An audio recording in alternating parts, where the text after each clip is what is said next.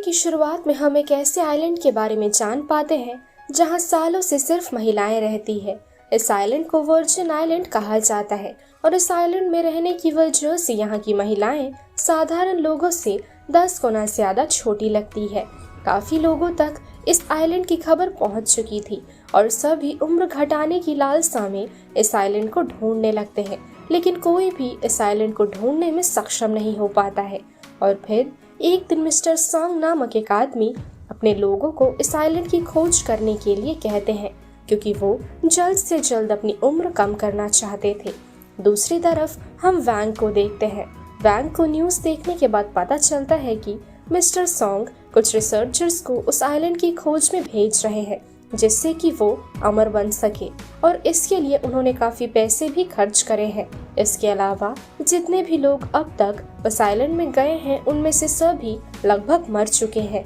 हालांकि इनमें से एक इंसान सिर्फ आइलैंड में अपने कदम रख पाया था और वो इंसान था ली वैंग के पिता है। लेकिन आइलैंड में जाने के बाद ली कभी भी अपनी दुनिया में वापस नहीं लौटे। साथ ही वो एक रिसर्चर होने के बावजूद भी अपने रिसर्च के बारे में उन्होंने कभी भी किसी को इन्फॉर्मेशन तक नहीं दी।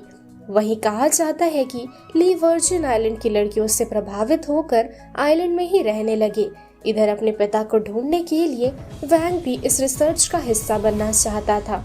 हालांकि वो ये काम कभी भी अकेले नहीं कर पाता, इसलिए वो अपने जिगरी दोस्त ह्योन को अपने साथ चलने के लिए कहता है। ह्योन एक अच्छा नेविगेटर था, साथ ही उसने हाल ही में सोमाली नेवी सील से ग्रेजुएट भी किया है। कुछ देर बाद ये दोनों अपने मिशन के लिए निकलने ही वाले थे, लेकिन तभी वहाँ पर मिस्टर सॉन्ग के आदमी पहुँच जाते हैं।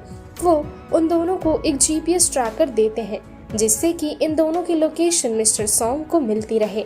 अब ये दोनों अपने मिशन के लिए रवाना होते हैं। दोनों में काफी जज्बा था और ये दोनों अपनी मंजिल पाने के लिए डटे थे। लेकिन धीरे धीरे 2 महीने बीत जाते हैं और अब तक इन लोगों का सामना वर्जिन आइलैंड से नहीं हुआ था। दोनों बेहद हताश थे। साथ ही इन दोनों का जीपीएस ट्रैकर भी खराब हो चुका था। ना तो ये दोनों कुछ कर पा रहे थे और ना तो ये किसी को कांटेक्ट कर पा रहे थे। यहाँ तक कि खाने की चीजें भी लगभग खत्म होने को आई थी। इस बीच वैंग सोया हुआ था और कुछ पक्षियां उसके सर के ऊपर घूमने लगती है। इन पक्षियों को देख ली समझ पाता है कि ये पक्षियां उन्हें मंजिल के करीब होने का सिग्नल दे रही है। वैंग ह्योन को ये सारी बातें बताता है और दोनों नोटिस करते हैं कि उनके सामने एक बड़ा सा आइलैंड है और यही था वर्जिन आइलैंड। इस दौरान समंदर की लहरों की बढ़ती रफ्तार को देख ये दोनों शिप से कूद जाते हैं और तैरकर अपनी मंजिल तक पहुंचने का फैसला करते हैं। जैसे तैसे ये दोनों वहां तक पहुंच जाते हैं और लहरों की वजह से ये दोनों बेहोश हो जाते हैं। जैसे ही इन दोनों की आंखें खुलती है, तब तक ये वर्जिन आइलैंड के महिलाओं के कब्जे में थे।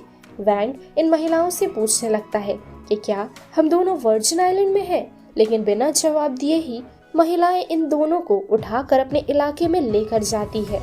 ये सभी महिलाएं मिलकर वैंग और ह्योन को लाठी से बुरी तरह से मारकर उन्हें बंदी बनाकर रखती है।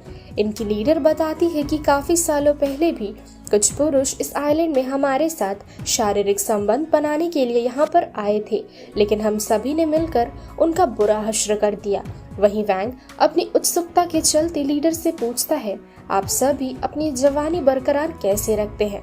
दोबारा से बिना जवाब दिए सारी महिलाएं वहां से जाने लगती है। अब रात का समय हो चुका था। वैंग अपनी छुरी की मदद से काफी आसानी से लकड़ियों के बने केज को काट कर बाहर निकल आता है और वो दोनों भागने लगते हैं। लेकिन जाने से पहले ये दोनों कुछ बातें जानना चाहते थे, इसलिए ये दोनों मिलकर छिप छिप कर महिलाओं को फॉलो करने लगते हैं।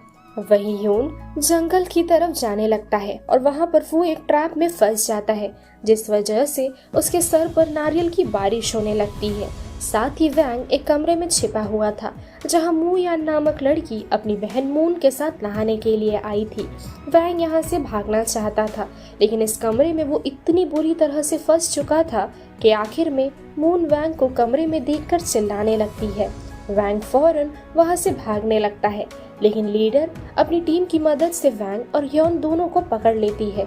ह्योन काफी गुस्से में था और वो लीडर से लड़ना चाहता था, लेकिन लीडर की फौज के सामने इनकी एक नहीं चलती है और आखिर में ये दोनों को मौत की सजा सुनाई जाती है। इस बीच लीडर वैंग से पूछती है, आखिर तुम दोनों यहाँ किस मकसद से आए हो?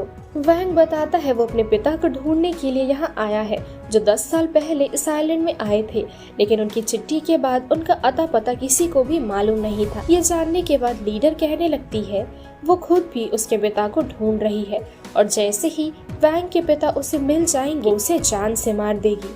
अब मरने से पहले दोनों लड़कों को अच्छे से मैरिनेट किया जाता है, क्योंकि कुछ देर बाद उन दोनों का कोरमा बनाने वाले हैं ये लोग। उन दोनों को देखने के लिए कमरे में मू यान चली आती है। मू यान भले ही इन लड़कों के सपोर्ट में नहीं थी, लेकिन वो इन दोनों की मौत के फैसले से खुश भी नहीं थी, इसलिए वो इन दोनों को भागने में सहायता करती है। लेकिन दोबारा से वो दोनों पकड़े जाते हैं और अगली सुबह उन दोनों को मारने के लिए वर्जिन आइलैंड के पवित्र पेड़ से बांध दिया जाता है। इस बीच चून नामक एक लड़की समंदर में डूबने लगती है और उसकी दोस्त आकर लीडर और टीम को इस बारे में खबर देती है। सभी समंदर की ओर भागने लगते हैं। इधर ये दोनों अपनी अपनी रस्सियां खोल लेते हैं, लेकिन ऐसा करते हुए ये दोनों अनजाने में पवित्र पेड़ पर आग लगा देते हैं और ये दोनों लड़के वहां से भागने लगते हैं। वैंग और ह्योन आइलैंड से भागने ही वाले थे, लेकिन ये दोनों मिलकर चून की जान बचाने का फैसला करते हैं। चून इन कुछ दिनों में ह्योन के लिए फील करने लगी थी, इसलिए वो लीडर से कहकर इन दोनों की सजा माफ करवा देती है। कुछ देर बाद लीडर को पवित्र पेड़ की जलने की खबर मिलती है और वो समझ पाती है कि इसके पीछे ह्योन और वैंग का हाथ है।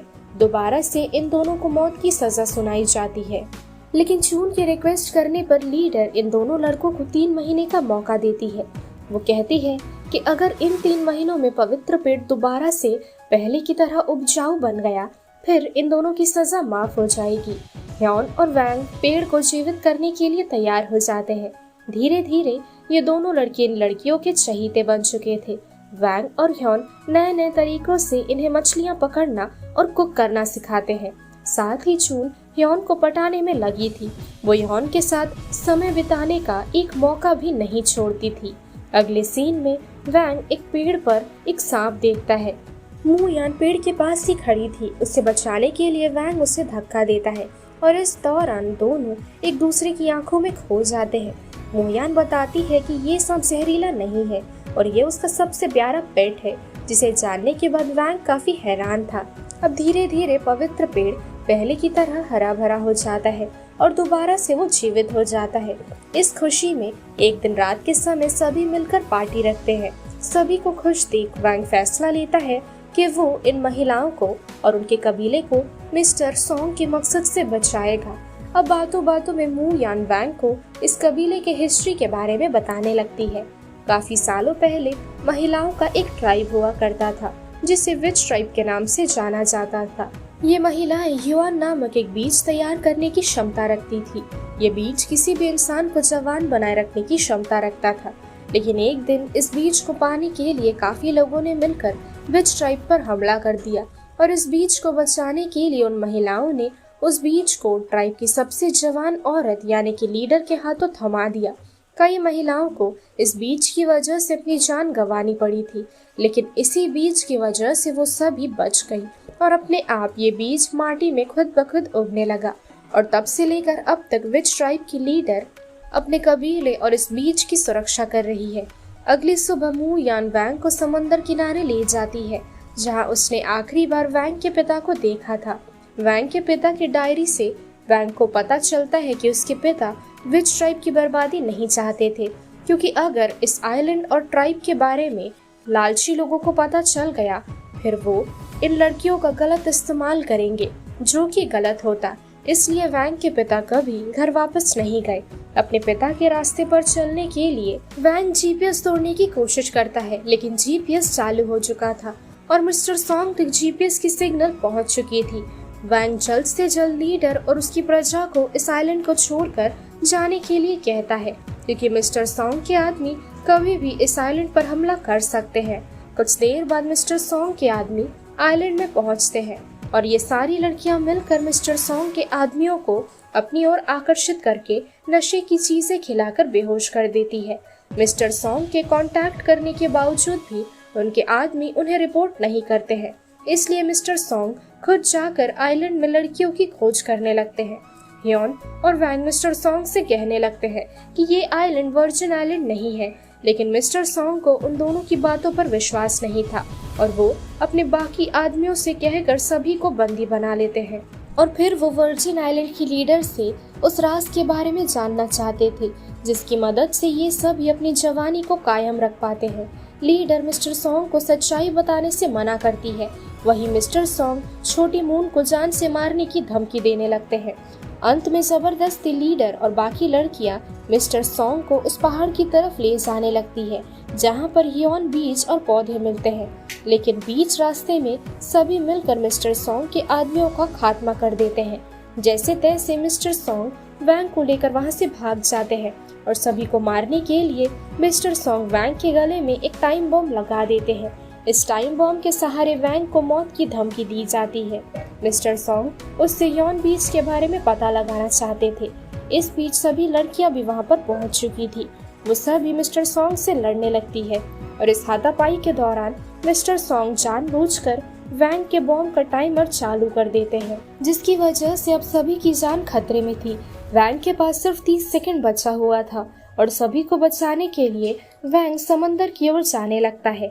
जाते जाते वो सिर्फ अपने प्यार मुयान के बारे में सोच रहा था और ऐसे ही वो एक बड़ा बलिदान देकर सभी की जान बचाता है। मुयान और बाकी सभी वैंग की मौत पर बेहद रो रहे थे। ठीक तभी वर्जिन आइलैंड का समंदर वैंग के बलिदान को व्यर्थ नहीं जाने देता है और वो समंदर वैंग को एक नया जीवन दान देता है, जैसा कि कुछ देर पहले वैंग ने इस आइलैंड के लिए दिया था। और वैंग की आंखें खोलते ही वो खुद को दोबारा से समंदर के किनारों के पास पाता है और इसी के साथ ये मूवी यहीं एंड हो जाती है। सो दोस्तों, यही थी आज की हमारी मूवी एक्सप्लेनेशन। ये मूवी आप सभी को कैसी लगी कमेंट सेक्शन में मुझे ज़रूर बताइए। साथ ही अगर आपको वीडियो पसंद आई हो तो वीडियो को लाइक कीजिए, जितना हो सके वीडियो को शेयर करिए और अगर आप चैनल पर नए हो तो चैनल को सब्सक्राइब करना भी ना भूलें। सो मिलती हूँ हमारे अगले वीडियो पर, तब तक के लिए स्टे सेफ, शब्बा खैर।